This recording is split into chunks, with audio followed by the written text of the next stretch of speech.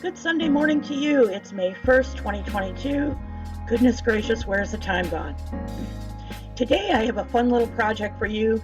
It's a little envelope and you get a lot of bang for your buck by making this one little envelope out of one sheet of 8.5 by 11, or you could use one sheet of 8 by 8.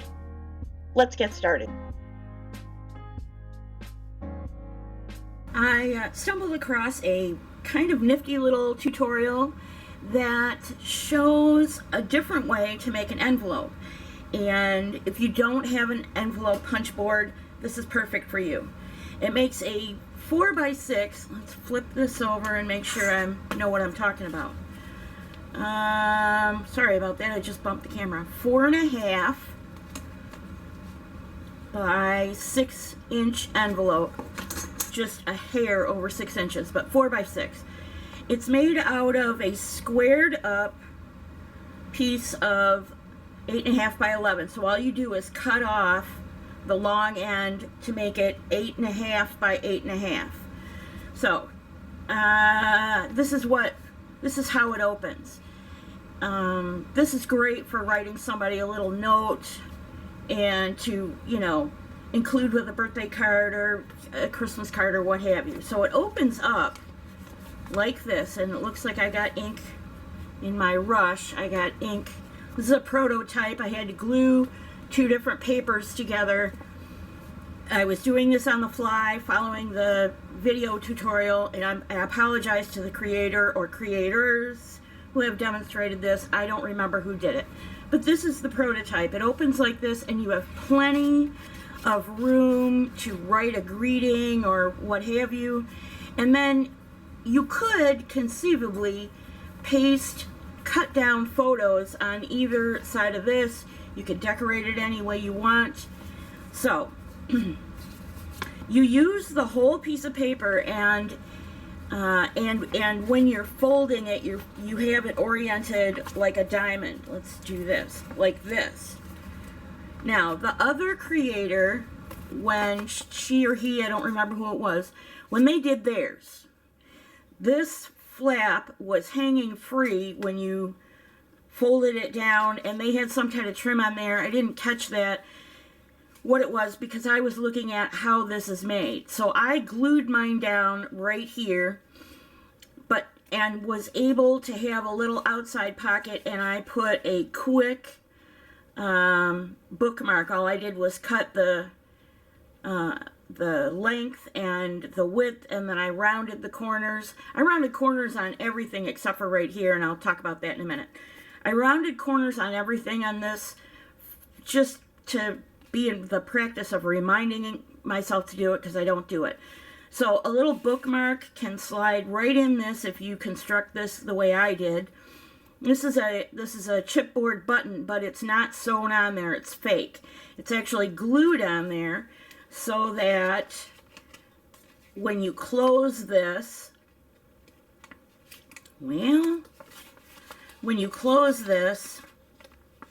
the button holds the top down.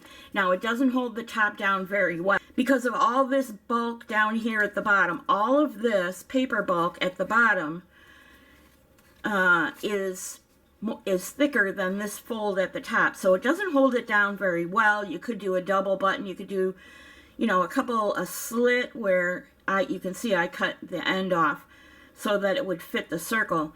But you could do a slit where this tucks in. There's a couple of different ways to solve a closure problem. I just chose to do it this way. I don't care because it's demonstration purposes. This is going into my master journal to, as a reference. That's what this was. So let's make one for real. So I've used the same paper that the previous envelope was made out of, but I printed it on cardstock so I don't have to glue paper together. And the only thing I've done to go ahead of you is trim down this edge from 11 to 8.5. And I inked my edges because I have this white border here. The white border doesn't really bother me that much, but I did ink the edges so it doesn't show as much. So I'm going to turn this over, and on this side I printed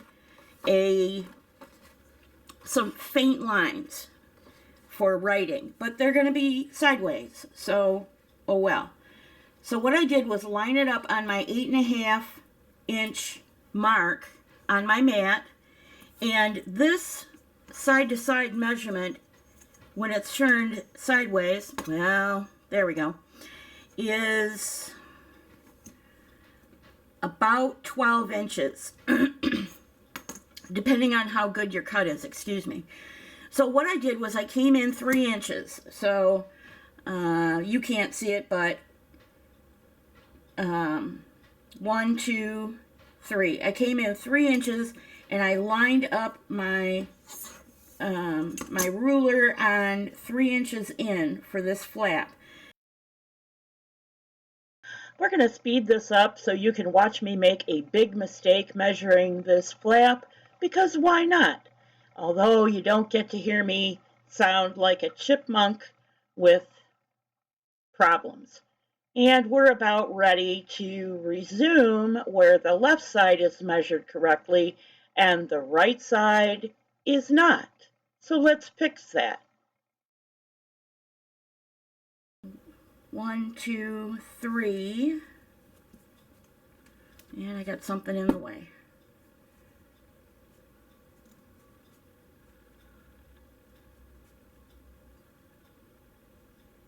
There we go. Alright, so this one might be the one that goes into my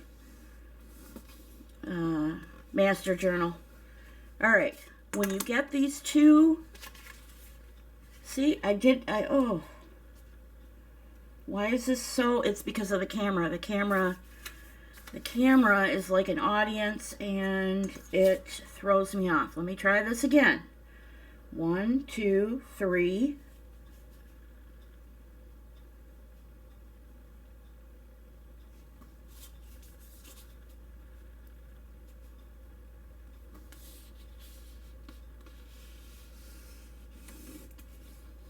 You can tell I'm not the greatest demonstrator, but that's okay. We'll just live with it. Okay, 3 inches in, 3 inches in, and my fold is a little off, so I'll just correct it before I burnish it down. That's why you don't burnish your folds down until you know that they are as straight as you can make them. There we go. All right, I feel better now. And let's burnish this down pretty good so that the rest of our folds are relatively even. Now, here's where it gets tricky. You can certainly fold this up so that it just meets here, but you're going to end up with a gap right on these two edges. So I'm going to fold this up quite a bit. I'm going to fold it up, keeping my points lined up. That's why having a mat is such a great idea. And how much this is, I'll tell you in a second. Because I want to make sure that I get these lined up on my edges. So I folded this up. 1, 2, 3, 4. I folded this up 4 inches,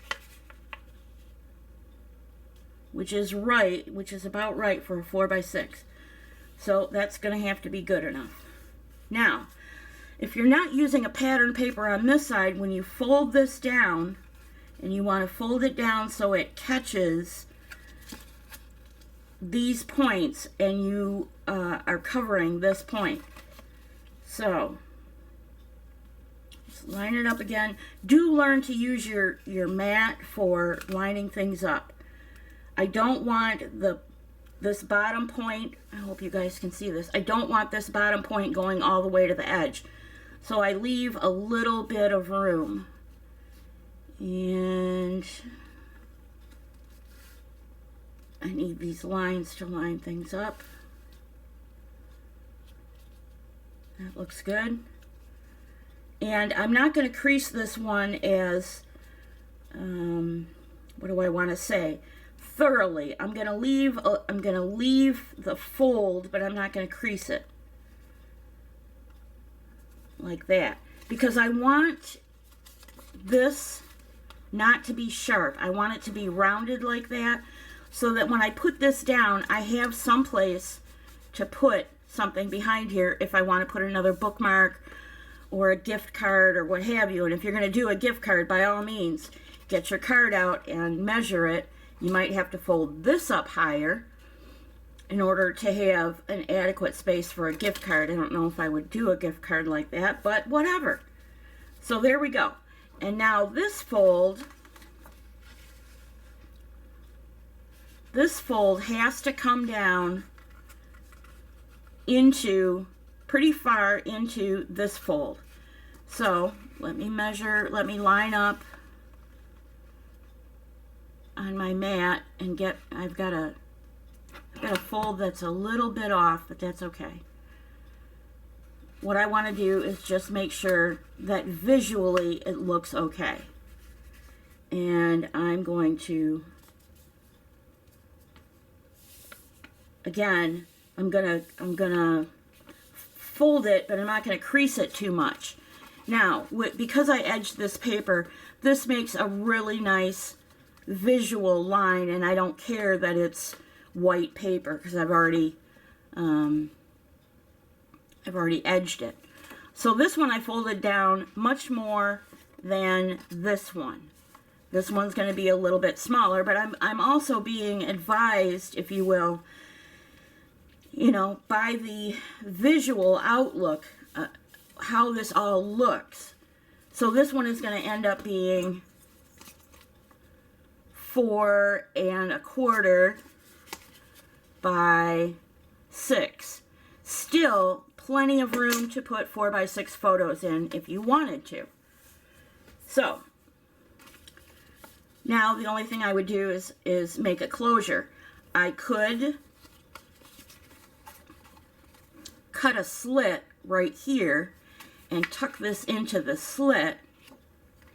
I could make another button closure, keeping in mind this is bulkier than this, and the button closure probably should have 2 buttons to keep it closed, and I don't think I left myself enough room to do that.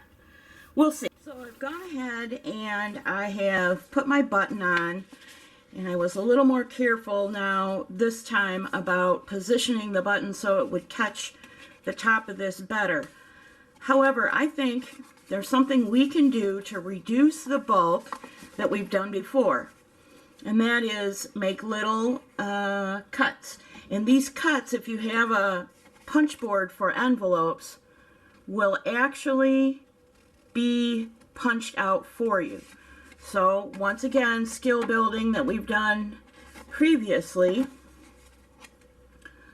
We're going to, you know what, I'm going to do this with my straight edge because I can't, I'm wasting time trying to get that lined up. So line it up on my mat, snug it up to the crease, and make a cut. And I didn't go all the way up to this line. Pull the dog ear out and do the same thing. Line it up with a straight line on my mat. Plop my ruler down. And your ruler will naturally butt up right against that line and act as a stopgap. Here. Everything's in my way. Line it up.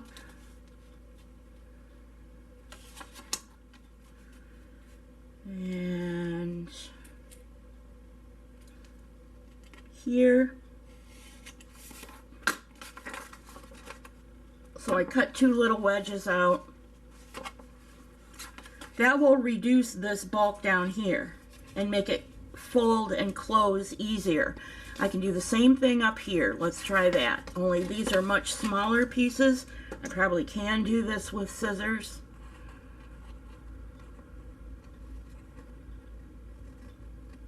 Carefully, and I cut too far. That's why I like to use my straight edge. because I never cut too far when I use my straight edge. Well, I shouldn't say never. You've seen me do it. All right, one more. And honestly, this is the way envelopes used to be made.